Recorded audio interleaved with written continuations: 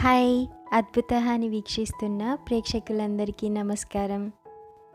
ప్రకృతి మానవాళికి చూపిస్తున్న గుణపాఠం వల్ల అనుకుంటా మనలో చాలామందికి ఆరోగ్యకరవంతమైన ఆహారం తీసుకోవాలి అన్న అవేర్నెస్ అయితే బాగా వస్తుంది కదా. కొన్ని సంవత్సరాల క్రితం వరకు అయితే అందరూ మొలకెత్తిన గింజలు బాగా తినేవాళ్ళు. ఆ తర్వాత మిల్లెట్స్, ఇప్పుడేమో మైక్రోగ్రీన్స్. అసలు ఈ మైక్రోగ్రీన్స్ అంటే ఏంటి, దాంట్లో ఉన్న పోషకాలు ఏంటి, ఎలా పెంచుకోవాలి, ఎలా వండుకోవాలి అన్నదైతే ఈ వీడియోలో చూపించడానికి నేను ప్రయత్నిస్తాను.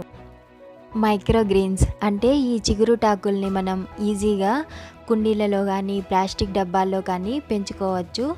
నేనైతే ఇప్పుడు ద్రాక్ష పళ్ళు కొన్నటువంటి ఈ డబ్బాని యూస్ చేయబోతున్నాను.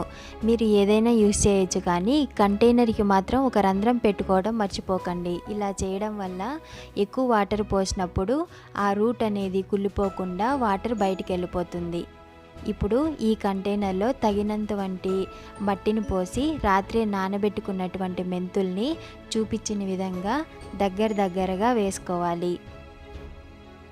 ఇలా విత్తనాలన్నింటినీ దగ్గరగా పరుచుకున్న తర్వాత ఇంకొక లేయర్ మట్టిని తీసి ఈ విత్తనాలు కనిపించకుండా వేసుకోవాలి. ఇలా దగ్గరగా వేసుకోవడం వల్ల గాలి ఎక్కువగా వచ్చినా కూడా అవి నిలబడి తట్టుకునేటటువంటి పరిస్థితి మనం కల్పిస్తున్నామన్నమాట. మరి ఇలా దగ్గరగా వేసినప్పుడు వాటికి పోషకాలు ఎలా అందుతాయి పెరగడానికి అని మీకు డౌట్ రావచ్చు. అలా ఏం లేదండి. మైక్రోగ్రీన్స్ అనేది మనం 8 నుంచి 10 రోజుల లోపల కోసేసుకుంటాం కాబట్టి తగినంత పోషకాలు వాటికి అందుతాయి. ఇప్పుడు చూపించిన విధంగా బాటల్ మూతకి 2 హోల్స్ పెట్టుకొని ఇలా నీరుని నిదానంగా వాటికి అందించాలి. ఇక్కడ నేను బయటికి విత్తనాలు కనిపిస్తున్నాయని వాటిని జెంటిల్గా అలా ప్రెస్ చేశాను.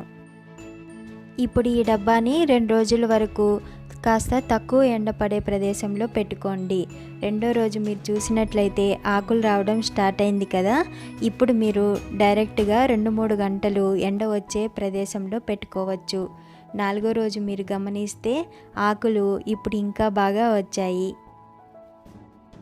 ఈ మైక్రోగ్రీన్స్ అనేది 8 నుంచి 10 రోజుల లోపలే మనము కోసుకొని వండుకోవాలి. 8, 10 అనడం కన్నా 3వ ఆకు 4వ ఆకు వచ్చే మునుపే మనం వీటిల్ని కోసుకొని తినడం మంచిది.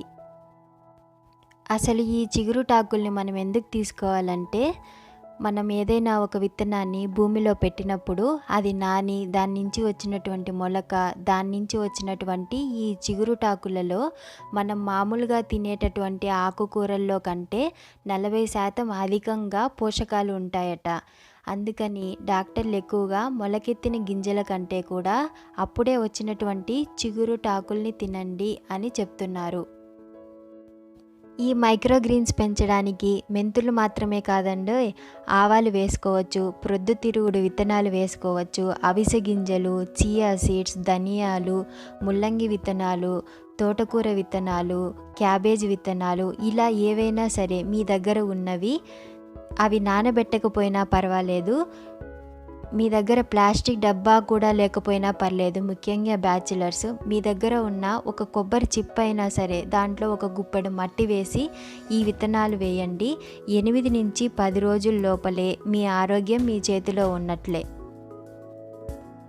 ఇంటికి ఒక ఇంజనీర్ లాగా ఇప్పుడు ప్రతి ఇంట్లో షుగర్, బీపీ పేషెంట్స్ అయితే ఉన్నారు. షుగర్ పేషెంట్స్కి కావలసినటువంటి ఫైబర్ అంతా ఈ చిగురుటాకుల్లో లభించడమే కాకుండా క్లోమం పనిచేసే తీరును కూడా ఈ చిగురుటాకులు అనేది నియంత్రిస్తుంది. ఎలా అంటే, ఈ క్లోమం అనేది మన బాడీలో ఉండేటటువంటి షుగర్ లెవెల్ని కంట్రోల్ చేసే ఒక ఇన్సులిన్ని రిలీజ్ చేస్తుందన్నమాట. సో ఈ క్లోమం పనిచేసే తీరును కూడా నియంత్రించే శక్తి వీటికి కలదు.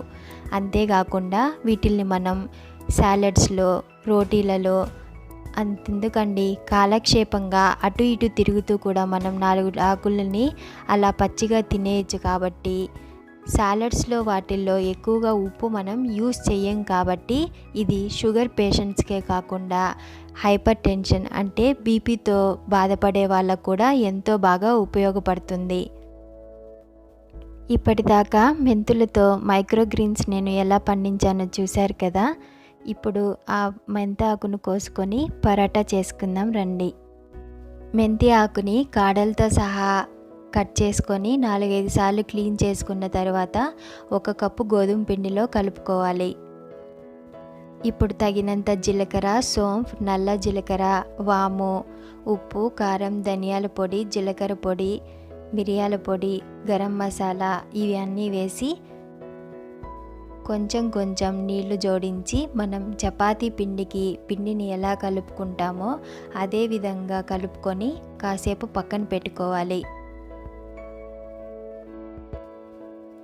ఇలా కలిపి పెట్టుకున్న పిండి నుంచి మీకు సరిపడినంత పిండిని తీసుకొని రోటీలలాగా చేసుకొని కాగుతున్నటువంటి పెనం మీద 2 వైపులా తగినంత నెయ్యి కానీ నూనె కానీ వేసుకొని కాల్చుకోండి. అంతేనండి, ఆరోగ్యానికి ఎంతో ఉపయోగపడేటటువంటి విటమిన్ ఈ, సి, కే ఇలా పుష్కలంగా లభించేటటువంటి చిగురుటాకుల మెంతి పరాటా రెడీ. మీకు ఈ వీడియో నచ్చినట్లయితే తప్పకుండా లైక్ చేయండి, షేర్ చేయండి, అద్భుతాన్ని సబ్స్క్రైబ్ కూడా చేసుకోండి.